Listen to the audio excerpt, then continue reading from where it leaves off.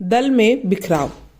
चंद्रशेखर आजाद ने सतर्कतावश निगम से सूचना पाते ही अपना ठिकाना तो बदल दिया था, परंतु अपने स्वभाव के अनुसार उन्हें कैलाशपति के सरकारी गवाह बनने पर विश्वास नहीं हो रहा था। उन्होंने वशंप्यान को बनारस के विद्याभूषण का पता लगाने के लिए भेजा। यह वही विद्याभूषण था जिसने दिल्ली में गड़ोड़िया स्टोर की लूट में भाग लिया था। उसका पता केवल कैलाशपति को ही मालूम था। चंद्रशेखर अपने ढंग से कैलाशपति के संबंध में जानना चाहते थे। उनका विचार था कि यदि कैलाशपति वास्तव में सरकारी गवाह बन गया तो वह विद्याभूषण को अवश्य ही गिरफ्तार करा देगा। वशंप्यान चंद्रशेखर की आज्ञा के अनुसार बनारस जा पहुंचे और वापस आकर चंद्रशेखर आजाद को बताया, पंडित जी, विद्याभूषण गिरफ्तार कर लिया गया है। उस समय चंद्रशेखर आजाद के मुख से केवल ठंडी सांस के साथ यही शब्द निकले, ठंड ने दम भरा। कैलाशपति का क्रांतिकारी नाम शीतल था और चंद्रशेखर उसे शीतल अर्थात ठंड भी कहते थे। इस घटना के संबंध में नंदकिशोर निगम ने लिखा है, जब वशंप्यान ने विद्याभूषण के पकड़े जाने की सूचना पंडित जी को दी थी, उस समय मैं पंडित जी के साथ कानपुर के विक्रमाजीत पार्क कचहरी के सामने में बैठा हुआ था।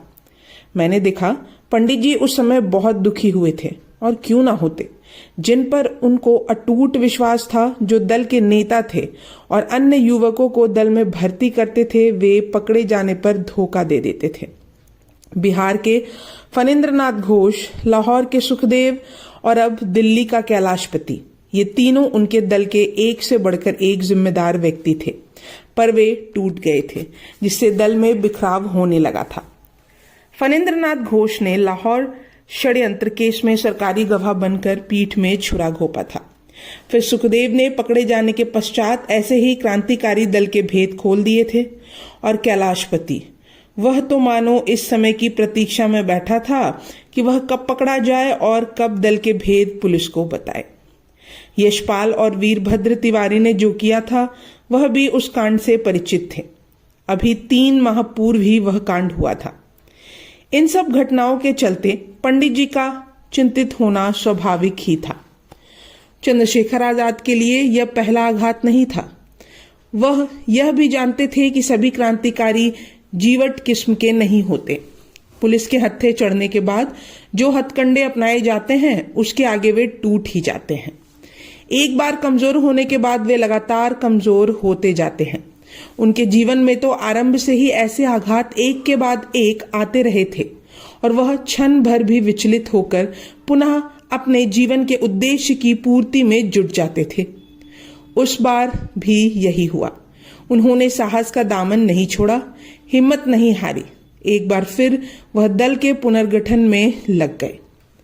नहर पार सेठ की दुकान पर लूट करने से पहले ही उन्होंने रामचंद्र मुसद्दी के यहाँ रहना छोड़ दिया था। श्री मुसद्दी और उनकी धर्मपत्नी दोनों ही कांग्रेस सत्याग्रह में भाग लेकर जेल चले गए थे। जेल से आने के बाद उन्होंने सिविल लाइंस में ही ठीक पुलिस सुपरिटेंडेंट के ऑफिस के सामने डॉक्टर मुरारीलाल रोहतेगी के मकान की बाहरी बैठक किराए पर ले ली थी। डॉक्टर साहब मुसद्दी जी के विषय में ज्यादा नहीं जानते थे, इसी कारण उन्होंने सहज ही अपनी बैठक किराए पर दे दी थी। कैलाशपति के सरकारी गवाह बन जाने के बाद वशंप्यान और नंदकिशोर निगम के साथ चंद्रशेखर आजाद भी उसी बैठक में रहने लगे। आर्थिक दृष्टि से रामचंद्र मुसद्दी बहुत कमजोर थे और चंद्रशेखर की हालत भी पतली थी।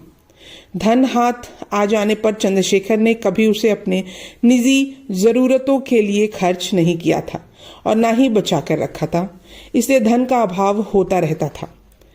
कड़ाके की ठंड पड़ रही थी और उनके पास ना बिछाने को कुछ था और ना ओढ़ने को और ना ही पहनने को। उस समय के बारे में नंदकिशोर निगम ने आंखों देखा हाल बयान करते हुए लिखा, सोने का जमीन का बिस्तर था। खाने के नाम पर पड़ोस के हलवाई के यहाँ से एक समय पूरियां आ जाती थी। धन के अभाव में दूसरे समय पानी पीकर गुजारा करना पड़ता था। पंडित जी के पास यदि कहीं से पैसे आ भी जाते तो वह तुरंत पिस्तौल या रिवॉल्वर खरीद लेते। वह कड़ाके की सर्दी में भी मलमल की धोती, आधी बाहों वाली लट्ठे की कमीज और सूती कोट तथा पांव में चप्पल पहना करते थे। मैंने एक बार उनको कम से कम एक गर्म कपड़ा बनवाने के लिए कहा तो उन्होंने अपने संदूक में से 19 रिवॉल्वर, पिस्तौल, बंदूक और राइफल निकालकर कहा, यह फिर कहां से आएगा? साथ ही बोले, जब तक दल के 37 अन्य सदस्य ठंडे कपड़ों में अपना निर्वाह कर रहे हैं तब तक मैं गर्म कपड़े कैसे पहन सकता हूं? मैं चुप हो गया था। मेरे पास भी केवल एक गर्म कोट ही था, वह उनको छोटा पड़ता था। वैसे भी उनमें मुझसे अधिक सहन शक्ति थी। जब पंडित जी सोते थे तो अपने तकिए के नीचे अपना 32 बोर का पिस्तौल रख लिया करते थे। घूमते फिरते समय एक भरी हुई मैगजीन उनके कोट की जेब में पड़ी रहती थी। सोते समय यदि कोई खटका हो जाता तो वह एकदम से जाकर पिस्तौल पर हाथ रख देते और साथ ही पूछते, कौन है? मैंने उनको एक बार टोका था, इस प्रकार सोते सोते चौंकने और पिस्तौल को हाथ में लेने से आपको कभी खतरा भी मोल लेना पड़ सकता है। इस पर उन्होंने उत्तर दिया था, खुद को खतरे में डालने की मुझे कोई परवाह नहीं है। मैं जीते जी अपने को गिरफ्तार नहीं होने दूंगा।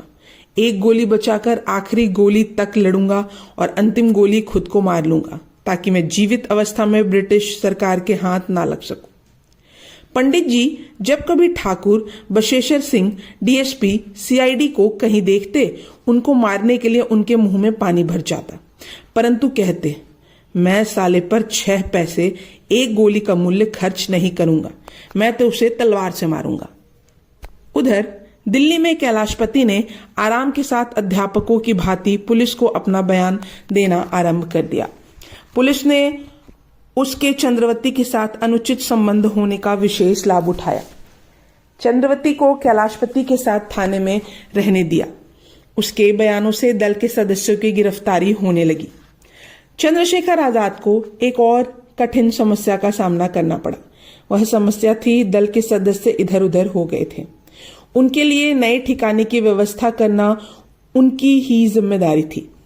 इस जिम्मेदारी के लिए उनके पास साधन का अभाव था। इधर वीरभद्र तिवारी को जब इस बात का ज्ञान हो गया तो आजाद को उसके विश्वासघात का पता चल गया, तो वह कांग्रेस के सत्याग्रह में शामिल होकर जेल चला गया। वहां उस समय रामचंद्र मुसद्दी भी थे। दोनों एक दूसरे से पहले से ही भली भांति परिचित थे और वीरभद्र मुसद्दी के घर प्रायः आया जाया करते थे। जिस दिन सत्याग्रही के रूप में वीरभद्र गिरफ्तार होकर फैजाबाद जेल में कैद था, उन्हीं दिनों कैलाशपति की गिरफ्तारी भी हुई थी और उसने पुलिस के सामने अपना मुंह खोलना शुरू कर दिया था।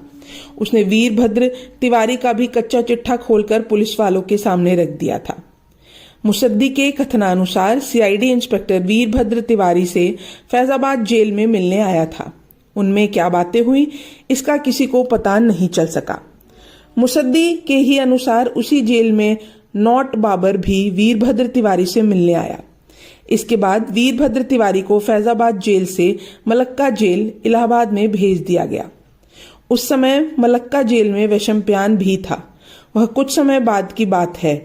इसके 2-3 बाद ही वीरभद्र तिवारी को जेल से रिहा कर दिया गया। विचित्र बात थी कि एक और कैलाशपति के बयानों के आधार पर दल के छोटे से छोटे सदस्यों की भी गिरफ्तारी हो रही थी, दूसरी ओर उसके बयान वीरभद्र के विरुद्ध होते हुए भी उसे जेल से छोड़ दिया गया था। इस बात को मद्देनजर रखते हुए ऐसे ही प्रतीत होता है कि वीरभद्र तिवारी सीआईडी व पुलिस वालों से मिल गया था। वह मुखबिर बन गया था। इसी कारण कैलाशपति के गवाही देने पर भी पुलिस ने न केवल उसे जेल में भेंट कर बात की बल्कि उसे जेल से रिहा भी कर दिया था। यद्यपि यशपाल ने यह बात समझाने का लाख प्रयास किया कि वीरभद्र ने आजाद से विश्वासघात नहीं किया, किंतु उसके पास भी वीरभद्र तिवारी को छोड़ने और उसे क्रांतिकारी के रूप में पुनः गिरफ्तार न करने का कोई उत्तर नहीं था। 23 नवंबर सन 1930 तक चंद्रशेखर आजाद वैशंपायन और निगम के साथ डॉक्टर मुरारीलाल वाले मकान की बैठक में ही रहते रहे। 23 नवंबर को चंद्रशेखर ने निगम के रहने का प्रबंध नवाबगंज में श्रीवास्तव नामक परिचित के यहाँ कर दिया था। यह सज्जन गणेश शंकर विद्यार्थी के समाचार पत्र दैनिक प्रताप के सहायक संपादक थे। वहां रहते हुए निगम पुस्तकों का अध्ययन करने लगे क्योंकि चंद्रशेखर आजाद ने उन्हें गन कॉटन और पिक्रिक एसिड बनाने का फॉर्मूला अध्ययन करने की आज्ञा दी थी। 30 नवंबर 1930 ईस्वी को चंद्रशेखर आजाद अपने सभी साथियों के साथ थे। उससे अगले दिन सुबह सवेरे सभी को निशानेबाजी का अभ्यास कराना था, मगर शालिग्राम शुक्ला की मृत्यु के बाद चंद्रशेखर ने निगम को वापस नवाबगंज भेज दिया था और आदेश दिया था, मेरी आज्ञा के बिना तुम नवाबगंज नहीं छोड़ोगे। किंतु निगम चाहकर भी उनकी आज्ञा का पालन नहीं कर पाया। वह उसी शाम तिलक पार्क की सभा में जा पहुंचा जहां उसकी अचानक केशव देव गुप्ता से भेंट हुई। अब यहाँ उनके संबंध में लिखना आवश्यक है। केशव देव के संबंध में वर्णन करते हुए निगम ने लिखा है, काकोरी केस के मुखबिरों में से एक शिवचरण लाल भी था, जो उस कांड के बाद मथुरा तथा अजमेर में शिवचरण शर्मा के नाम से रहता था। इस शिवचरण का संबंध काकोरी षड्यंत्र केस से था। वह उस अभियोग में संदिग्ध कारणों से अभियुक्त नहीं बनाया गया था। उसने दल के प्रति विश्वासघात किया था। इसके दल के पास पर्याप्त सबूत भी थे। यद्यपि शिवचरण के पास निर्वाह का कोई साधन नहीं था, फिर भी वह मथुरा तथा अजमेर की कांग्रेस कमेटियों का सभापति बन गया था। उसे अपने जीवन का सदैव भय रहता था कि किसी दिन कोई क्रांतिकारी उसे गोली न मार दे। इसी कारण वह कुछ दिन मथुरा में रुकता था और कुछ दिन अजमेर में। दोनों ही स्थानों पर पुलिस तथा सीआईडी से छिपकर मिलता रहता था। पंडित जी चंद्रशेखर आजाद उसे भली भांति जानते थे और उन्हें उसके मथुरा तथा अजमेर आने जाने और उसके द्वारा कांग्रेस की नेतागिरी करने का हाल अच्छी तरह ज्ञात था।